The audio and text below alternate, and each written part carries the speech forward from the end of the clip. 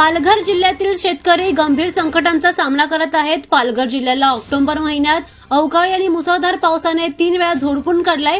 याचा जिल्ह्यातील सर्वच तालुक्यांना मोठा फटका बसला असून शेतकऱ्यांसमोर अस्मानी संकट आता उभं राहिलंय। 50% अधिक जास्त भात शेती उद्ध्वस्त झाल्याने जिल्ह्यात ओला दुष्काळ जाहीर करण्याची मागणी शेतकऱ्यांकडून होऊ लागली आहे। पालघर जिल्ह्यात वाडा, विक्रमगड, डहाणू, पालघर, वसई, जव्हार व मोखाडा या तालुक्यांमध्ये यंदा एकूण 79,000 हेक्टर क्षेत्रावर खरीप हंगामात भात पिकासोबतच नागली, वरई, उडीद, तूर, भुईमूग आदी पिकांची लागवड केली आहे।